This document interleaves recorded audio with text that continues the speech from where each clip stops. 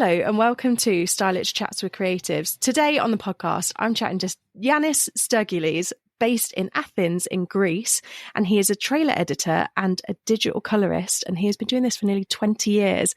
Hello and welcome to the show, and how amazing that we can connect the other side of the world on a Saturday afternoon.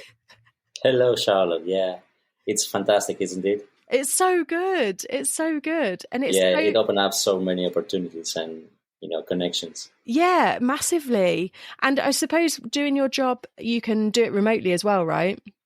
Yes, I do. Yeah, so you can be technically doing stuff from the USA or Europe, wherever, right?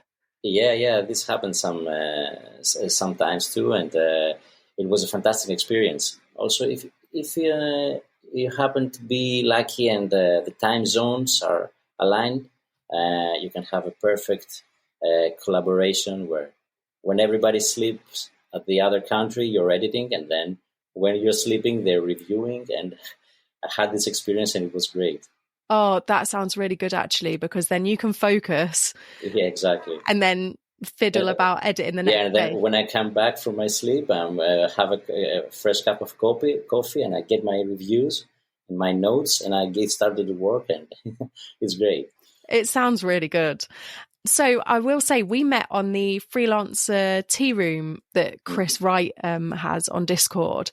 I find that a wealth of knowledge, and there's people slinging advice, and there's portfolios and everything else. How are you finding it? Do you enjoy it? Yeah, I enjoyed it very much. Although I'm mostly lurking. Yeah, same. Because sometimes I don't have the time to engage actively, but I follow the conversations, and when something that I feel important that I contribute to the community, I go in and post and reply to the threads or anything. Yeah. But in general, I really love communities, and I have been a part in many communities in Telegram too, and in Discord. Yeah, I think it's really important because there's not really many places as freelancers we can kind of have a little bit of a moan or ask for peer-to-peer advice. That's really helpful. Yeah, and it gives you this this feeling that everybody knows each other, although you have never met before, and somebody asks a genuine question about a problem, and from the other side of the world, somebody just replies, and it's a light bulb moment for you that you have this problem so much time, and suddenly you find a solution from a random guy or a girl out there. It's a brilliant. It's fantastic that technology gives us this opportunity these days. Yeah, it's really, really good. So please tell me how you started in your job, because we had a little chat before I pressed record and I was like, this sounds amazing, but also such hard work. So please do fill the listeners in on how you've got to where you are, because it's incredible. It's for certainty it's a long story. So I try to say a few things, and then if you want to expand, and we can say more. But in general, everything started after the university, because although I'm a trailer editor, I have started as a student at the University of Crete at the physics department. And everything started when I left the physics department. And I was disappointed because this was not something that I wanted to do in my life. And I was somehow depressed. I didn't know my life, what the path of my life, or I didn't have a vision and nothing at all.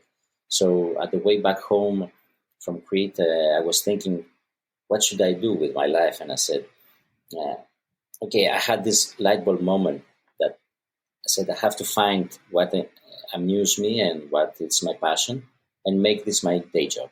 So this is a way to succeed. And I had this vision in my mind that I can manage to do that. And I said, okay, I'm going to pursue this specific thing. So as I came back to Athens, I was started to look inside me and find what interests me. And I remember that from my childhood, I was interested in movies, and when we had the VHS player, and it had a really problem, I was always tweaking the knobs, and I was maybe even put out the screws and open up the deck, and maybe the tape was inside, scrambled inside the machine. I was trying to rebuild it and make everything right, connect. So I had this strong connection with feel and with a hardware component of it. So as I was looking around for things to do, I saw this advertisement for 2 years courses on video editing. I enrolled for a couple of months just to see how it goes, and that was it. That was the beginning. I felt like when I first learned about editing, I felt like I was thrown into the kindergarten and to the playground with all I was a little kid with all the tools and all the everything, and I was just playing. It was the fantastic experience for me. I found out what I was really cared about, and that was really the beginning. And that was in 2002 and 2003. Wow. Yeah. That's so cool. It was very nice because after all these years and after school and through the university and then back to school to editing, I just became a student again. I was, one of the students that when the ring bells, you still have a last question for the teacher, and everybody says, don't do that now. We're going to go out and, you have to ask this class time. I was this kind of student when I was at school. And then when I learned about editing, a couple of years later, I became that student again. I couldn't get enough of it. I was learning editing. I was learning and everything about it. I was absorbing all the knowledge. It was great. That sounds really cool. And then you went on to do an internship, right? Exactly, yes. The first, it was a 2-year program. So between the first and the second year, I had the opportunity to go for 3 months into the trailer department of the biggest TV station in Greece at the moment. Actually, it was one of the two biggest TV stations in Greece, and I stayed there for 3 months. I did all the everything that an intern can do, like low risk jobs and everything. And I was learning and I was watching everybody. And then after the program of these 3 months ended, I said, so is it possible maybe to stay a little longer and, just continue by myself doing this internship? And, you don't have to pay me. I just want to watch you how to work. And if this is possible, because, you have to understand it was a TV station, you couldn't go in and out. It was proper business. So it was not easy for somebody that it was not in the payroll to go inside and, have a look. And thank God, the things were relaxed in that concern. And they left me hanging with there. And it started a 2-year period for me when I was working, studying, and then after the work and the morning work and study, I went back to the trailer department and I was watching everybody editing trailers and waiting for them to finish their shift. After their end of the shift, I was putting down the Avid manual, and I was reading it and trying to learn the moves and work on their machines until 12 the evening, 1, 2, 3 maybe in the morning, and then the next day I'll do the same for around 2 years. Oh, and then, God. Yeah, and then one day they said, okay, now we have an open position in our department. We need one person. We know you. We love you. And we would like to join us properly this time. So it was an opportunity for me that I just can't, I break through, something like that. It was something like that. That's an insane amount of hard work for 2 years. I can't imagine studying, working, and then going and like shadowing people until like 2 or 3 in the morning, trying to figure stuff out. Like, that's insane. Yeah, thank God I had a great capability of or ability to stay awake. Yeah. I had trained myself at the university when we were going out and having drinks all night. But this paid off later because I was I don't know. I had all my life. I had this feeling. I said, okay, I'm bored. I don't want to. I'm bored to sleep. I want to stay awake. I want to learn more. I want to, I couldn't sleep.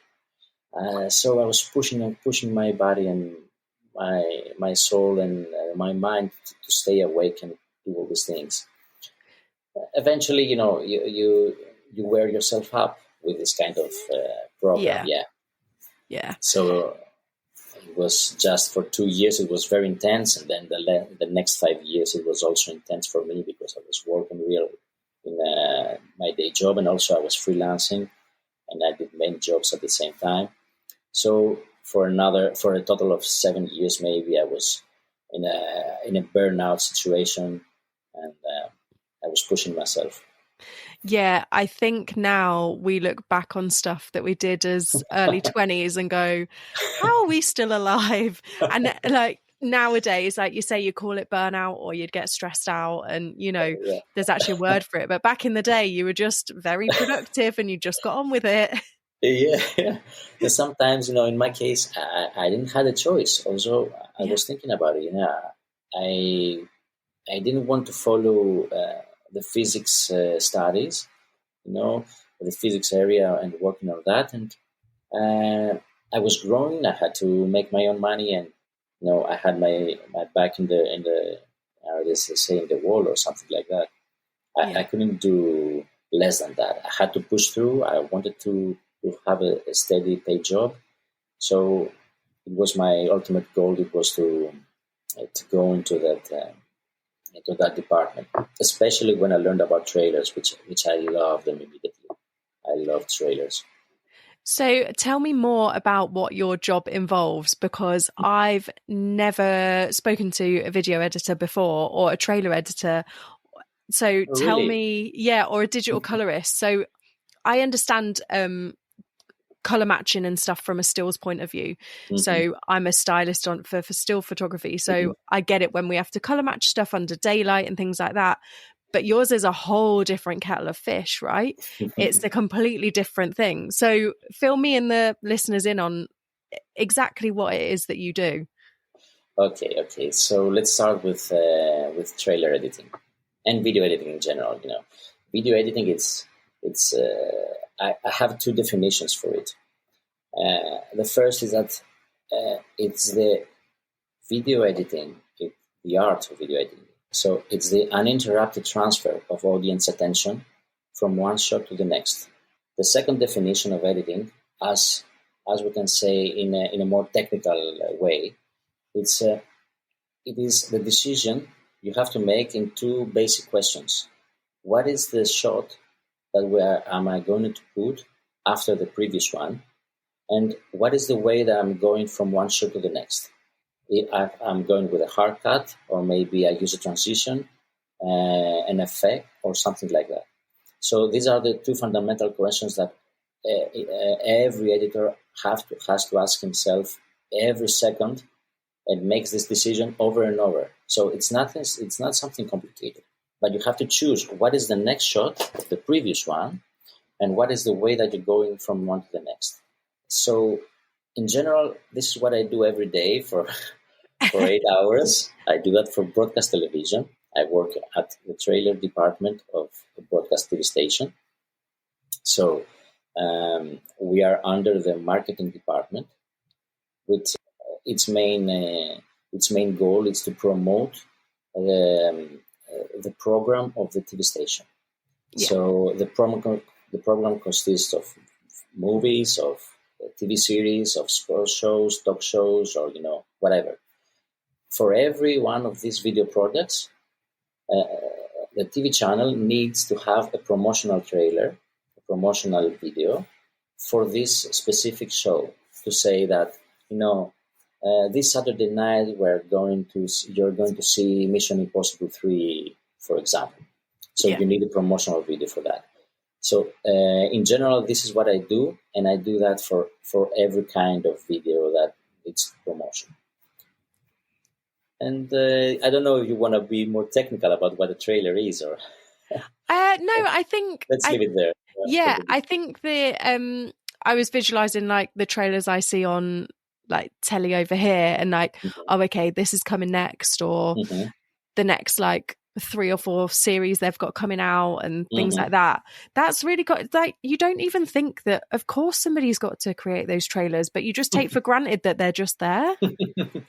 Yeah, because you are the audience, you're watching the program, so you think you have some things in your mind that are expected. You expect to see a trailer, but it's because it's there for a very, very long time in the television. So we always expect to see a trailer for something that's coming up. It's a job that it's needed and it's not. Because sometimes, when you play Mission Impossible 3, you can make a trailer, you can make just an announcement that we're going to have this trailer, a 5-second announcement, this movie, this day and this time, and everybody's going to watch it. But maybe you have another movie that's not so, known to the world, so you need to promote it. Yeah. So sometimes you need it, sometimes you may not. But every TV station has a trailer department, because it involves a lot of people that they need to cooperate in order to make a trailer, and you need a whole department to do that. Yeah, it's mad. So it's really mad. What does the colorist part of your job involve? As a colorist, it's something that I'm exploring the last 5 years. I say explore because it's a huge world. Being a colorist is something that I'm intimidated using it. That's my title too, because it's an enormous field. You can study that your whole life, and I'm already spent the last 20 years learning about editing. So the last 5 years learning about color, it seems such a small period. Color, it's a component of the image that it has a direct connection with our inner feelings, and we cannot even understand that it's something that happens in subconscious in our minds. Because you have to understand that colors are anchors to feelings. And, when maybe when you were a kid, you were eating a watermelon at a hot summer, and then when you see that in a movie, this whole vibe, this whole feeling, and together with direction, but especially with the color and the music also, it's another huge component. So color is another thing that connects whatever is transmitted to our inner soul. In order to be a colorist, or to make color work on a video product, you need to have 2 separate functions. Let's say the one is technical. You have to match the shots between one another, so the attention of the audience transfers smoothly. It's not interrupted. And the second is the creative.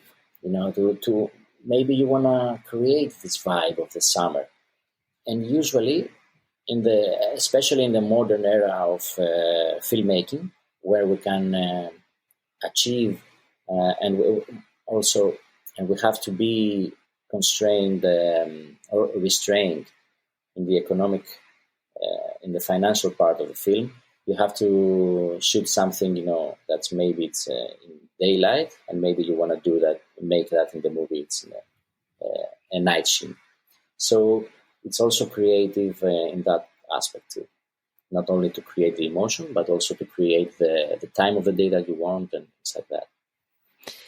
It sounds so technical. Being a non-technical person myself, it sounds so technical. It blows my mind that people like yourself go, yeah, I know how to figure that out. Like the way your brain works is just... No. Don't think I'm something special. I just I'm humble. I understand that this is very, very technical.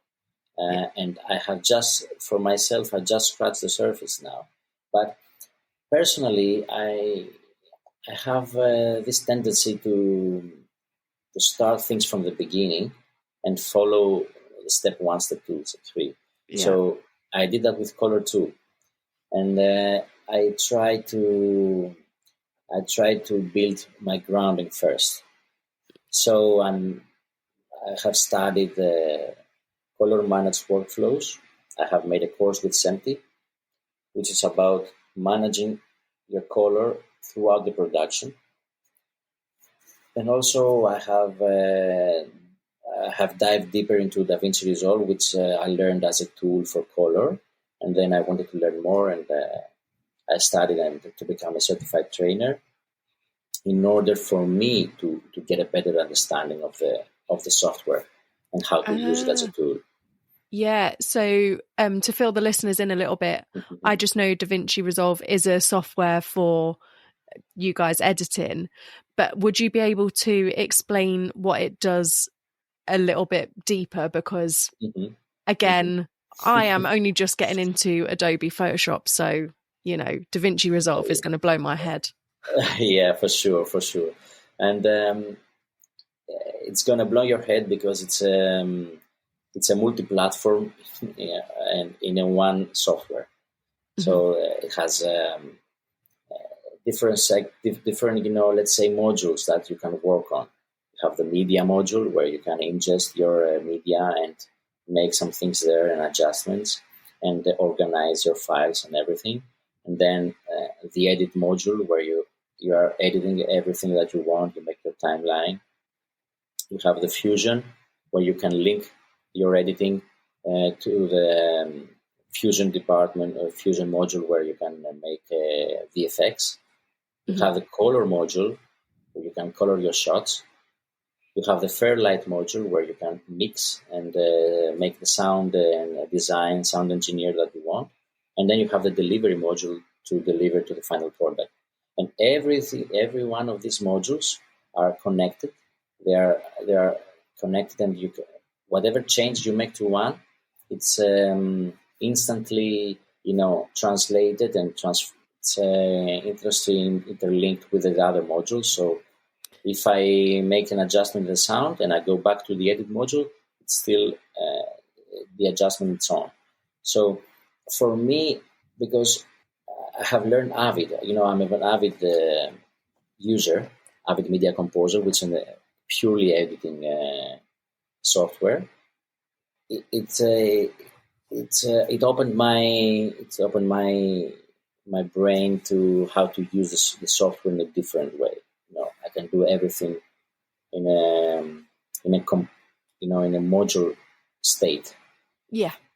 But if we go even a little back to the origins of DaVinci, it started as a purely color correcting tool.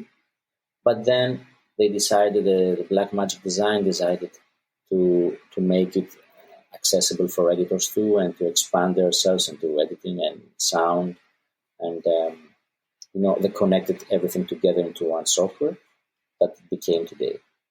It sounds like I could visualize it as you were saying all the modules, and then it links and you go back, and I was like, oh, that sounds amazing.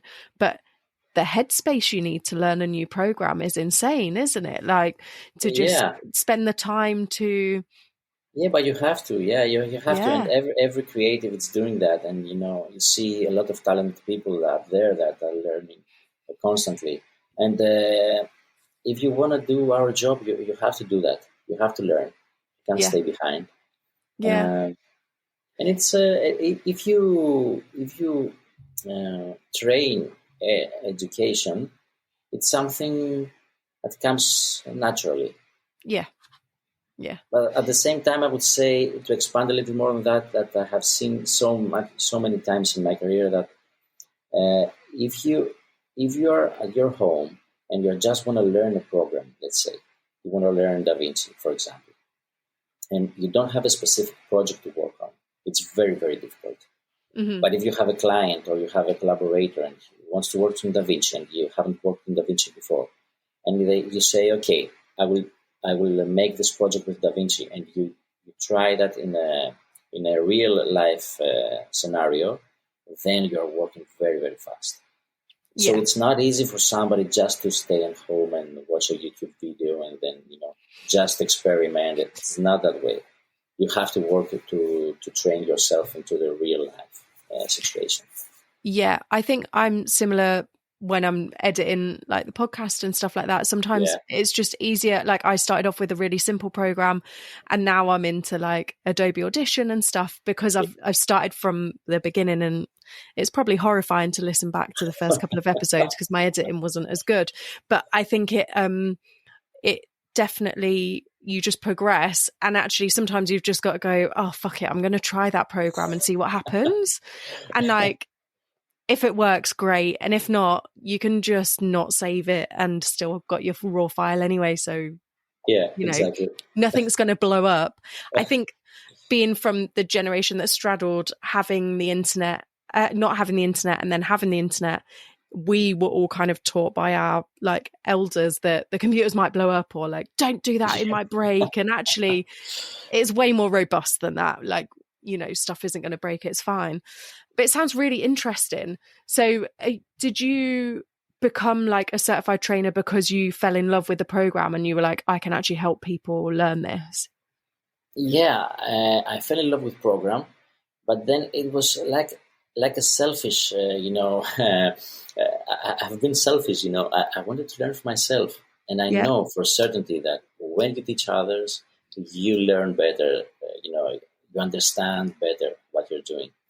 So I think it's a crucial part, and every person that has some kind of of experience should try to teach somebody else, because it gives you the opportunity to become better. And Yeah. it was a selfish thing for me. I said, okay, I will be a trainer in order for me to become better. And, I'm not afraid to say that.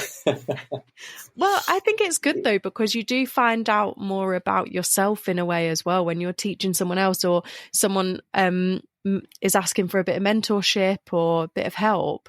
Like I had it recently, somebody was starting out freelance and they were like, what would you like recommend? And I was like, well, please have more money saved up than what I did, or like, these other like little bits and bobs. And actually then you just learn about yourself. And if you're doing it with regards to a program as well, you're going to learn more about the program, because maybe somebody's found a different way of doing something, the same thing that you've done a long-winded way or whatever. And also we get trained by in a different environment than as a student, when we get some better insights, because we don't stay so much on the actual material that you are trained to, but we also have the opportunity to ask more things to the master trainer, and we learn a little deeper the program.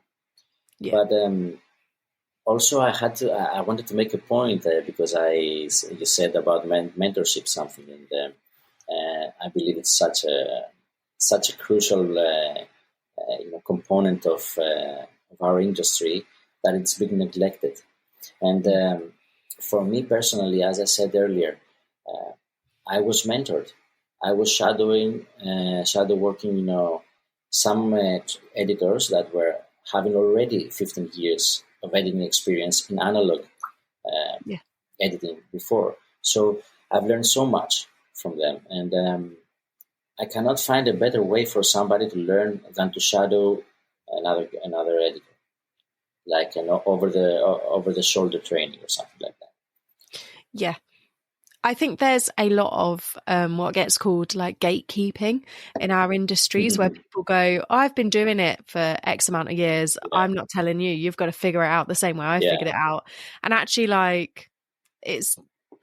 Thank God, I'm sorry to interrupt, but thank God I want to mention, one of my teachers, the best teacher that I had in video editing, Nico Stefano, that when he was teaching us, he said, we asked him, we say, hey, now these days that we have the non-linear editing systems, is it possible for somebody to have an editing system in his home?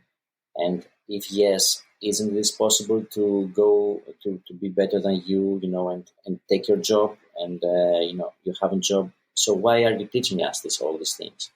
And he said, I am not afraid of somebody taking my job, because I'm already doing that for X years, or have all this experience, and for somebody to be as good as I am, or take my job, for example, let's say bluntly, it has to have the same amount of experience, and you can always accumulate this experience by working. It's not something that comes instantly or with a program. So even just certified with it, or you bought a program, it doesn't mean that you're an editor, a colorist, or whatever. You have to put the work. Yeah, you're so right. And I think people get a bit precious about it, especially in the still side of things. Some people get really precious about it, and actually, like, we can all help each other out and have an easier day, or it's quite fun to teach somebody how to do part of your job, because like you say, they're not going to steal it, because if you're well enough established, then there's plenty of work for everybody, actually. And also, I don't think that somebody should go up should continue living his life with that mentality of being afraid of. And this mentality also, it's cultivated in our world, that it's the scarcity, that there are not enough jobs, or I'm also a victim of this mentality, because as I grew up, had some influences in my life. So I have been there, but I'm trying to thoughtfully, to clearly put my brain in another state, that I'm not afraid. And last year I had the opportunity to give a masterclass on trailer editing at the Bitcoin Film Festival in Warsaw. So it was also a first time for me that I was sharing this. Also, I had another masterclass on trailer editing that I delivered for the other trainers in DaVinci Resolve community. And it was a fantastic experience too. So, it's beautiful that I'm starting to break through and starting sharing my knowledge. I feel so much value that I get from it. Yeah, and it's almost like a self-satisfaction. It sort of also shuts up the imposter, right? Because I feel like we all get a bit of imposter syndrome. And then when somebody comes to you for advice, because they see you as a seasoned creative and like that you've been in the job a long time, then you go, oh, you look back and you go, oh shit, I have been in my job a long time. Someone wants advice from me? Like, oh, wow, how honoured. And then it goes into like, oh, can I actually give them advice? Or is it just, am I going to speak gibberish? Yeah. Do I know what I'm talking about? No. Yeah, because sometimes, also we do many things empirical. And, for a young person or somebody that's starting, maybe you have to be more technical and, teach them the right way. So, I don't know. For me, it's a work in progress, but I'm feeling very confident that I will be, I will be better in that area too, like teaching others. Yeah. And I think, isn't it nice that still in our points in our careers, we can still learn and still change and still improve and adapt and add to our skill set. And what a lovely thing to be able to go to a conference and be like, hey, here's some stuff I know. Would you like to know it too? And then the feeling of pride you must have felt after and been like, oh, wow, I've really done that. And Yeah, and the most interesting thing that I felt was that when I saw this little room with a few people that I wanted to know more about trailers, I said, okay, so there are people that are interested in that. It's not for me. It felt like I am in a bubble because I have my job. I know how to do my job, so I am inside the bubble. yeah, And maybe there is the imposter syndrome that if I think, let's teach somebody about trailers, maybe nobody cares about it. But then when I was at that conference, and all these people were cared about it, and they were asking me questions afterwards, and we had a Q&A and everything. And I said, so there are a lot of people interested about what I do. So it's not something invaluable to dismiss it, or to look low about it, because another person may be interested, and you may have some part of the whole knowledge of the world that make all the tapestry of the knowledge, and you hold your own little piece. And when you put that piece out in the real life, and in the social, and you share with others, you may help somebody. And it's very, very important to help others expand and progress in their lives. Yeah, I completely agree with you. I think we should be helping each other out and just generally being kind to each other, right? It does us all some good, really. Yeah, after all, I'm a father of 2 young kids, and I am teaching them now. Yeah. A good way or a bad way, I don't know, but I'm teaching them. And then when I go to my work and I have a conversation with a colleague, I'm teaching him something, and he teaches me. And when I go to the grocery store and I speak with somebody, he teaches me something. So Yeah. we are all students and teachers, and we have to remember that that's my personal belief, that when you meet somebody, it's for a reason. So it's either to give or to take, not in a selfish way. But so we have to open ourselves, and I'm trying to do that, to open myself more into this opportunity to learn more and share more. Yeah, that's really beautiful, because it is, we can all get bogged down. I mean, I don't watch the news anymore, but we can all get bogged down with like the negative side of humanity as such, if we go into a bigger, broader sweep there. And it's really nice that, yeah, we can all teach each other something, and we can all learn from each other. And actually, the majority of people want that. And the majority of people are kind, nice humans. There's just this odd sprinkling of real horrible people. Yeah. I won't use the word that I want to use there, but there's just that sprinkling of like horrible people, isn't there? And actually, like, we've all got something to teach others. And same as I love teaching like my nephew stuff, or like my niece, or and like I taught my little nephew, we were doing crafts the other day, and I was like trying to show him how to put these legs on this little monster, and then I had to learn that it was okay that he destroyed the monster after we made it. Yeah. And I was like, it looks so good. And he was like ripping the legs off and everything. Yeah, and I thought, oh my God, I've spent so much time on that. Yeah. But, have you watched maybe in a documentary, these monks that they are making this beautiful artwork using colored sand? yes, yeah, I've seen it. Yeah. You know what's the purpose of that? The purpose it's to go to the end and wipe everything. Their purpose is to wipe everything, and the kids, the kids have this inner wisdom. They destroy everything, but they're not destroying in the way that we adults say that we destroy.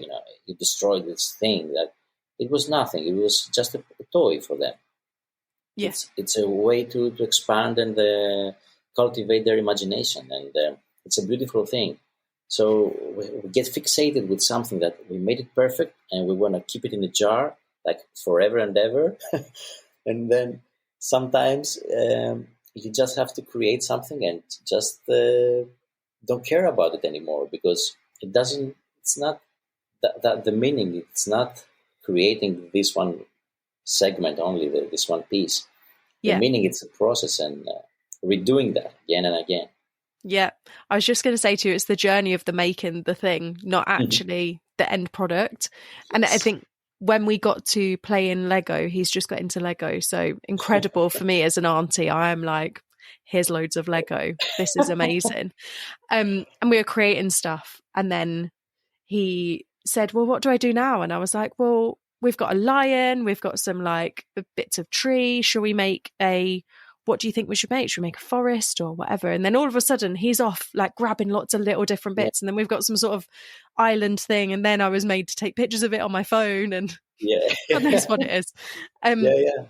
And I think that's like the imagination is incredible. And it's incredible as a adult to be in a fortunate position to be able to teach a child to play or show them how to read, for example, Lego instructions, or, and that is so important. Even as someone who's child free, it's important for me for nurturing other people. And it might not be another child, it might be a colleague, or it might be someone a peer, or it might be someone who comes to me for advice for, I don't know, day rates or something like that.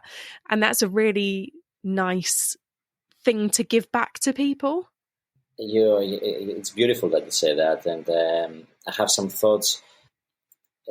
When somebody, the saying that the student meets a teacher when he's ready, or something like that. Yeah. I don't know the exact words, but this is the case that when you're, for example, in your work, and somebody comes and asks for an advice, maybe he's in the right place to take this advice.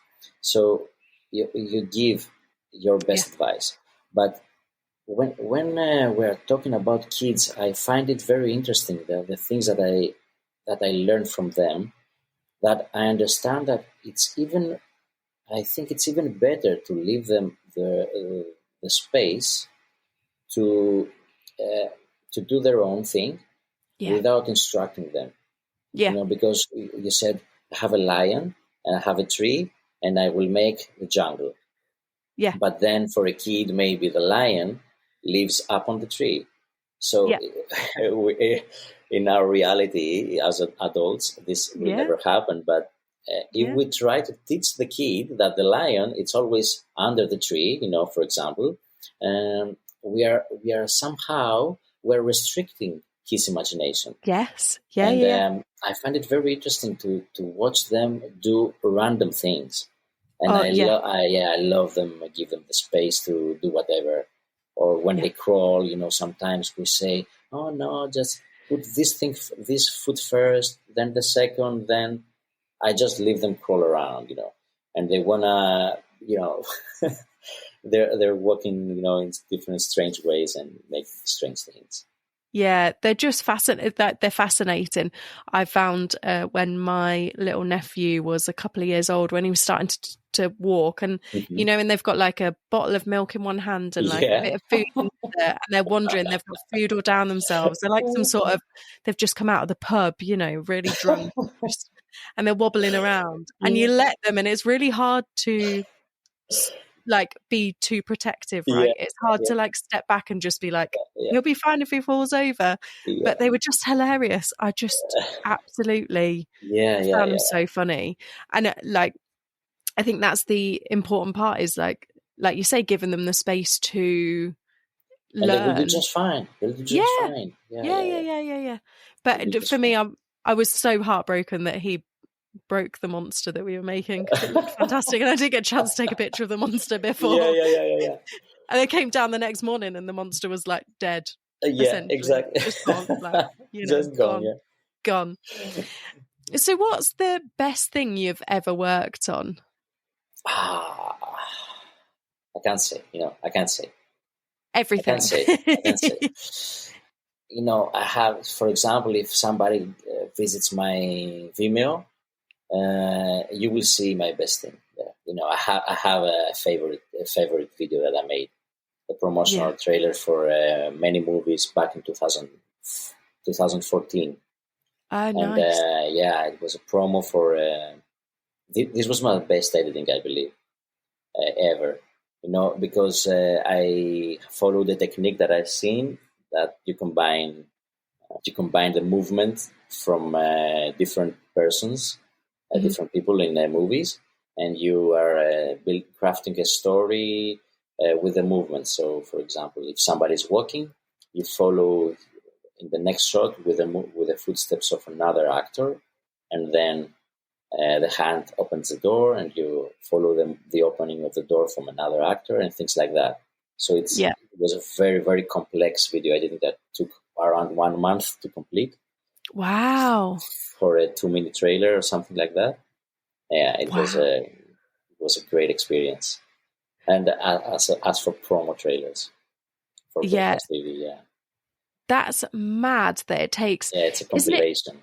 It's so mad that in this world where quite a lot of things are instant, your job still takes so long to create under 2 minutes or 2 minutes or like under 5 minutes, should we say, trailer. And it's taken a month of really skilled work and really skilled team to come out with that. That's mad, isn't it? And I had a longer for other trailer. My last trailer for a feature film that it's called Gods of Their Own Religion. It took me about 3 months to complete, but it was not 3 months straight, straight editing, because it was also creative work together with the director and talking about it and reiterating and picking the perfect shots and everything. But all the process took about 3 months. Yeah. And also from a day-to-day experience, in an 8-hour shift, for example, maybe for a very nice, really worked trailer, maybe I need 2 shifts or 3 shifts to complete for just 45 seconds, for example. And this is very, very insane, even for me.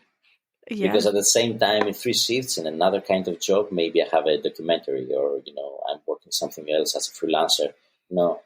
Maybe I say, okay, I am producing. Let's say I produce 5 minutes of content every 5 hours, for example.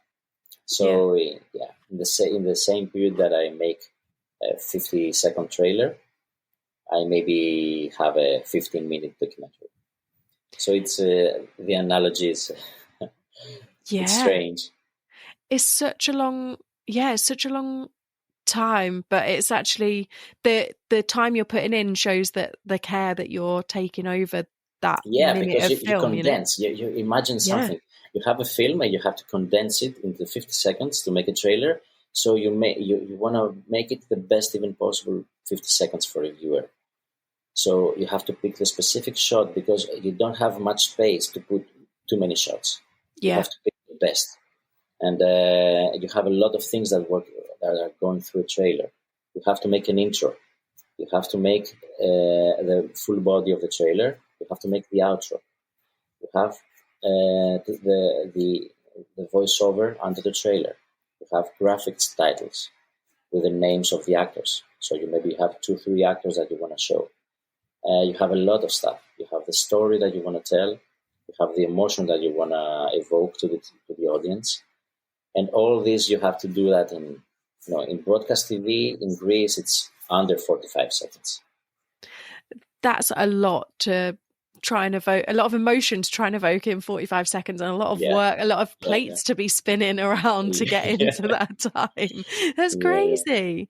So would you say that's like the hardest part of your job, is like trying to balance it all out to create something epic? Yeah. And also, you have a lot of stakeholders, a lot of people that are interested in that, in this trailer, and your own creativity, because you have to express yourself too.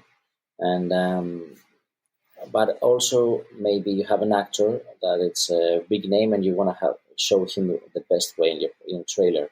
And then it's always about decisions. That's why when I started, I said, you have to decide what's the next shot.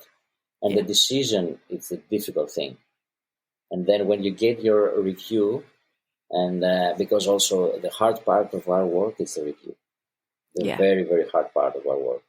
And it's something that many editors and creatives in general, they don't understand, and they struggle with it.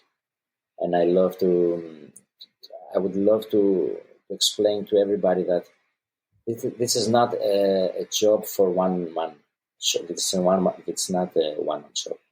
It's a lot of people are involved, and you have to balance everything. Yeah.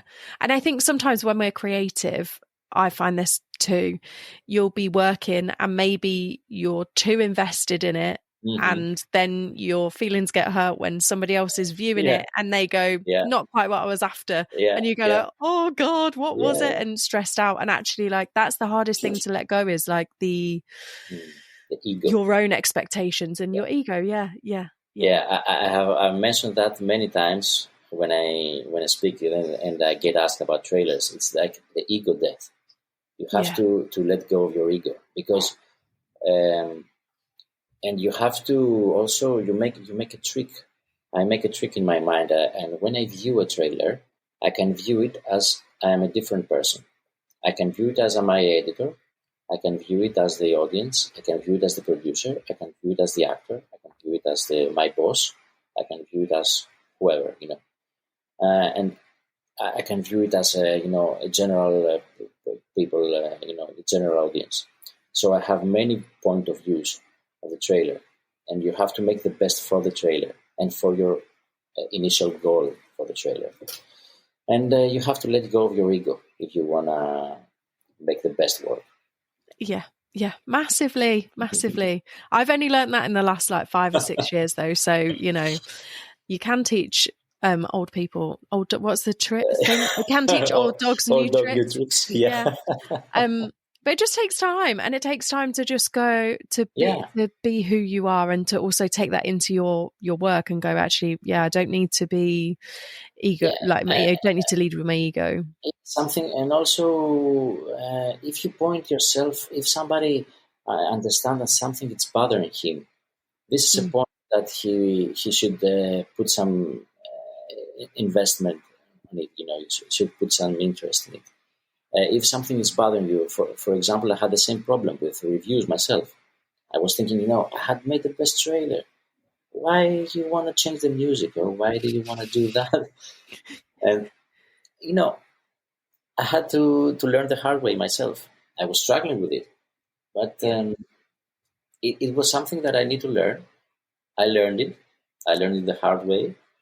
And maybe if somebody listens to the podcast, it's an easier way. Just it's an easier way. Just give yourself some distance from the product. Yeah, that's it. That's the most simplest way to put it, I think. Just giving yourself a bit of distance, and it'll all work out in the end. It's, it always does. I had the privilege also, as because I'm in broadcast TV and I'm working every day. I had made thousands of trailers, and literally thousands. So maybe I had made the best trailer in my life until this point. Then the next day that I go to work, I had to make a new one. I don't have the time to celebrate, or to have this, take this pride for my trailer. I learned that, and it's a very, sometimes it's hard, but sometimes it's very nice that you get to the next project straight away. And you learn that, just leave everything behind. Don't worry, just go to the next one. And also sometimes then when you look back, say on the end of the year, and you reflect back and you go, whoa, actually I've done some really cool things, because at the time you were just, okay, I'm in the cog of work, and I'll just carry on. And then you look back and you go, oh, that's so cool. I did that this year. I did that this year. I did that this year, and actually sitting back and reflecting on it and being grateful for all those learning experiences as well, and for all those opportunities that you get. Because you take everything, you're absorbing everything as you are working and living, and you don't have the time to reflect on that many often, especially nowadays. I'd love to have more time to do that, but I know. I don't know. So you also mentioned to me about some of your passions. Now, I've got a few things written down here, but there are a couple of interesting ones. Kite Mhm. surfing Mhm. sounds incredible. It And is. secondly, you're a burpee practitioner. Yes. Now, as we said in the little preamble before I press record, I hate burpees from when I was a kid at school, and they make us do them on the tarmac, and they were just horrendous. So tell me how you decided that burpees were going to be your thing. hmm hmm Um, it happens that I am a dad, and one day, because I was trying to learn, as I said, a lot of things, and the same with exercises and health. So I was somehow exercising myself, but not hardcore. And but I'm always trying to find information in the internet. And then one day I was in the YouTube, and there was this guy that had this program that it was called. The program was called Busy Dad Train Program. So eventually, I clicked that, and it Yeah. was a program. It is very simple. It is 4 20-minute sessions, and in every session, you have to perform only burpees. And Oh, there are only two variations of burpees: the 6 count without a jump, and the 10 count burpee, which is the Navy SEAL. These are the only two variations, and they are performed without the jump. And you do that for 20 minutes straight. oh my days. And you have Oh, to accumulate 4 sessions into the week. So for me, as a busy dad, and the 2 kids now, they're young, very young, and they need all the attention. So I had no time. I had to cut out my running, and I had to cut out my working exercise and everything like that. And I said, okay, I will stick to this 80 minutes because I don't have much time. yeah. And let's follow that just to stay in shape. And I have been in the best shape of my life since I Really? began that. Yeah, yeah, Wow. yeah. That's Just, insane. just, just do burpees, guys and girls, because I've seen some girls doing burpees. They are phenomenal. Yeah. Yeah, Yeah. I suppose as well with your job, you're probably sat down quite a lot of the time as well, right? exactly. So like you need to be having Yeah, that bit of balance. yeah, and burpees are a full body exercise. Yeah. But I have to be, serious about it and tell you that you have to perform them correct, because Hmm. maybe you get some injuries or something like that. But if you perform them correct and you start slow, you will see phenomenal change, transformation in your body and your respiration system and your whole the health of your body. That's mad, isn't it? That one exercise can make you feel that good, and Yeah. like you've managed to fit it in alongside working, doing freelance work, kids, everything else. Yeah, because it's just 20 minutes. It's just Yeah. 20 minutes. I can have my shower in 30 minutes. I have my workout, my shower, and I'm ready to work. And Yeah. it's perfect. It's That's so perfect. good. That's so good. So how does kite surfing fit in? Kite surfing. It's a passion of my life. And you spoke about balance. And Yeah. kite surfing is about balance, especially for me, because it came in a period in my life that I was very, very stressed, and I was maybe I mentioned that earlier, that I was working too many jobs at the same time. I was involved in too many projects, and let's say one period of my life I was eating for 1 hour in the middle of the day, and just before and after, and just a couple of hours of sleep. All the other hours I was working. So it was not a healthy condition for me. Then my personal aspirations for my work started to rise, and they were not fulfilled, and this led me to have some kind of depression in my everyday life. I was not happy, And I don't remember how did I start it. I don't remember. Yeah, I remember. I had this friend, the best friend of mine that I met at the university, and he was a windsurfer. And Nice. yeah, he was a hardcore windsurfer. He was a very, very nice, good windsurfer in Greece. And he was out on a trip in South Africa with his friends for a month or something like that. And when he came back, he brought a kite with him. And he said, guys, I'm learning kite surfing. We were three best friends. And he said, you should learn too. And we can all go for trips together and learn and kite surf because it's fantastic. So I started learning kite surfing, by myself. I'm a self-taught kite surfer. I learned back in 2007, and it's the best experience I ever had in a water sport or something like that. It's fantastic. It's fantastic. I bet it's quite freeing, right? Being on the waves and just being like, well, I'm going wherever the wind takes me.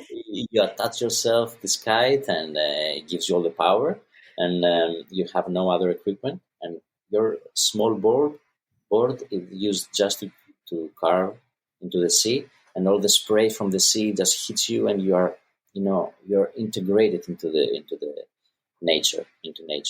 It's not like sailing, for example, where you have all this boat around you, or it's very, or snowboarding, for example, that you have all this gear and you're dressed up, and it's different. You're into the sea, and just a wetsuit, or thankfully in Greece we don't wear wetsuits at all at summer, especially. Oh yeah. I'm jealous because it is too cold to even get in the sea in the UK in the summer. Yeah.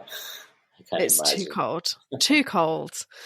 So how often do you kite surf? Do you kite surf like quite regularly, or is it more just during the summer? Or? Yeah, it was my escape from the depression of my job. I was too invested in my job, and always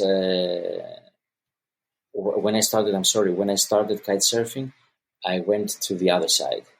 I was pretty obsessed with it, and every kite surfer that I know, at the first period of his life, he's obsessed. So if the listener want to try kite surfing, you have to know that you maybe have the same consequences. Yeah, you may be obsessed with it. It's a fantastic experience, and I was kiting like 5 days a week. Oh wow! Yeah, because in Athens we are privileged that we have almost every day it's windy somewhere. It's either north wind, south wind, or west wind in Athens. So in every kind of wind direction, you have a different spot to choose, and in 2 hours drive, you can find the best spots around Athens. So if you have the time, you can you can kite every day. And I was doing that. I was kiting at the morning. I was going at the work at the afternoon, or I was working at the morning, and straight from the work, I was going straight to the beach. Yeah. Oh, what an escape as well. That's a nice thing to do. I think it is important to have hobbies that kind of are completely different to creative things, where you can just be like, oh shit, if I don't balance on this right, I am just in the sea, or like, you have to focus on it, and it actually relaxes your mind, and I feel like you can problem solve better. Yeah, and that is the thing that I like about kite surfing, because it needs your focus. Yeah. Because sometimes, especially when it's high wind, and things can get dangerous. Yeah. So you have to be extra careful, and you have to be very, very focused, and all this distracts your mind from whatever. And it's very, very relaxing to do that. Yeah. I bet the clarity after, I bet you're like, that was the idea. Or the clarity, or, maybe some kind of, especially after a long session, this dizziness, like drinking a healthy alcohol, if there was something like that. Yeah. You were just dizzy and tired, and just the don't want to do anything more. I just want to feel this bliss, Yeah. Yeah, I Yeah. had this experience many, many times. I love kite surfing. Oh, it sounds so good. And I've also got noted down one other passion of yours, which I've spoken to somebody else about before in depth. So I know a tiny bit about, but tell me about your other passion, your Bitcoin passion. Bitcoin passion. Uh, I don't know. Bitcoin, that just, I don't know what to say about it. I don't know what to say about it. It's you have heard about the Bitcoin rabbit hole, and Yeah. there is such a profound technology that I don't know if I still have a feeling about it. I haven't absorbed it yet. I just learned about it 2 years before. Yeah. I had the experience, I had the opportunity to buy, like 10 years before. I never did that. And just 2 years before, it happened to cross my mind and through a situation. And then I said, okay, let's as I said, I want to learn things properly at the beginning. So I said, let's take a course about it, of course. And I studied it, and I completely and I immediately understood Bitcoin, Yeah. and not so much about the technical side, but that it's something that it's special for the humanity. And Yeah. I'm not sure that I can orange peel anybody, because everybody has his own course, and as they say, you buy Bitcoin at the price that you deserve, or something like that. Mm. But I don't attach that to the price. I attach that to the general characteristics of Bitcoin. That it has to match your own level of self understanding. And I think about it more at the current stage of my life that I've discovered it. I think about it more as a way to preserve some wealth for my kids, Yeah. because I'm not sure, in my era, if I can, benefit so much economically from that, because we are in too early stages and we don't know how things will evolve. But I think Yeah. it's a good thing for my kids. Yeah, I think from the conversation I've had with somebody else about Bitcoin and the way it is helping more remote communities become circular economies, and how, for example, the example he gave to me was that there was coffee beans that were being grown and people were paying by the shops were paying Mm-hmm. by Bitcoin, and then the shops were taking Bitcoin, and it was kind of like a circular economy. Mm-hmm. And people are kind of looking out for each other a lot more. So I think it's actually like a lot more layered than it's not as superficial as what we think. Yeah, because let's say, okay, so let's say you want to create a circular economy. You can do that with your own coin. You can Mm-hmm. create a coin, but Bitcoin has some specific technical characteristics, like inside the protocol. It has the Bitcoin protocol is built of some technologies that are already existed. They're not something new into the world, but the inventor of Bitcoin managed to mix them in such a way that it can be used as money. Yeah. Because in order to use something as money, you have to be, it has to be, something that it doesn't need the trust. It's a trustless network. You don't have to trust somebody about what he's saying that this money is. Yeah. For example, now I have some euros in my pocket, and I have to trust the bank that says that this euro, with this euro, it has this, how they say, VS dollar, it has this, Like value. exactly. So Yeah. you can buy, this amount of groceries with this amount of euros. With Bitcoin, it doesn't happen that. You don't have to trust nobody. Yeah. It just works, and it gives the opportunity for peer-to-peer transactions that will bring the free market back to the world. Yeah, it's you've said similar to what this other guy said to me as well, and it like I think it is something that in our near future I think will be used more and more and more. Yeah, it certainly will, and it's an opportunity for anybody that listen to this episode to just go and create this small wallet, software wallet in his phone. Just buy some Bitcoin, and then eventually he will understand how this money will drive you into more conscious way to spend or to store your value. And this was a big thing for me because I was never good with money. I was always spending my money, and now I have a family, and I feel that I don't have enough money to back, whatever crazy situation happens. I have all this fear that my money will never be enough. Yeah. And if you put inflation on top of that, then you see that your money devalues over time. So that's why I said that I see Bitcoin as a way to preserve some wealth for my kids. And when I saw that, this made me think in a different way for many other things. Like how my job is creating some value, and I'm putting this value into the euros. So now I'm putting them into Bitcoin. And it's a very different feeling. If you own Bitcoin, you understand. So I would say for everybody, doesn't listen nobody, not even me. Just doesn't listen what I say. Just go there and make a simple software wallet in your phone and just buy some Bitcoin, and you will see from there. And if you want advice or something, just DM me. Yeah.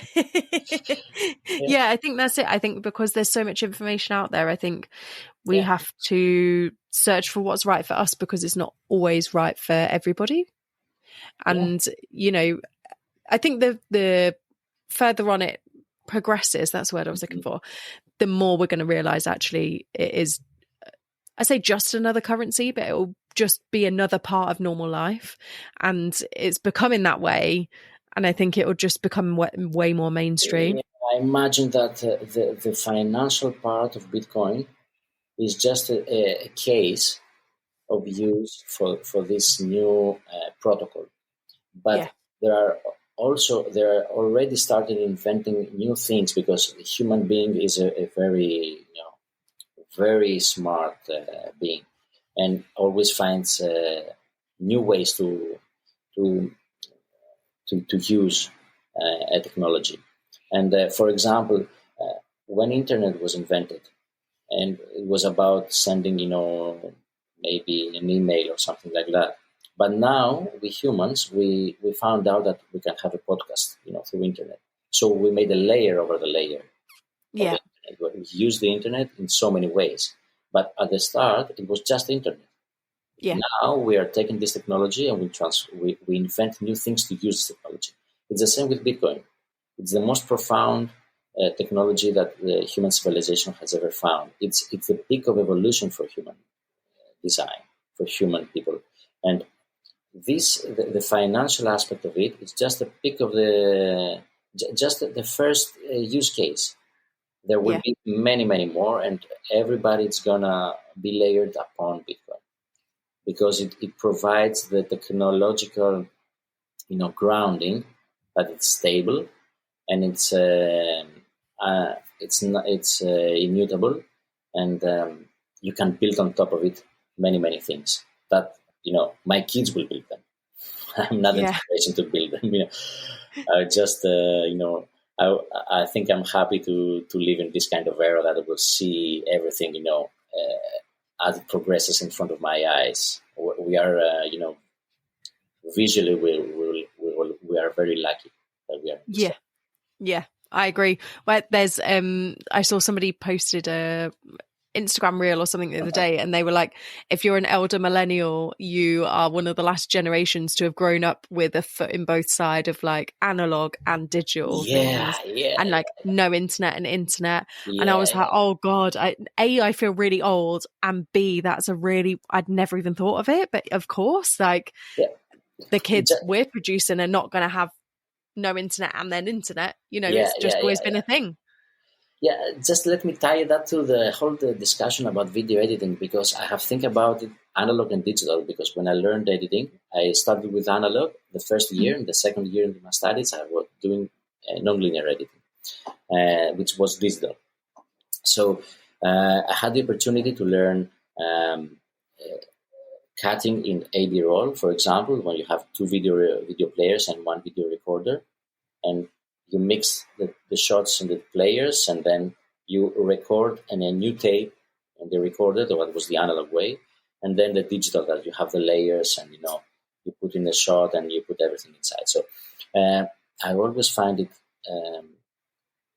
I was very, very lucky and privileged that I have learned about analog, because the constraints of the analog, the problem that I had, that when I was forced to think what was the next shot would be.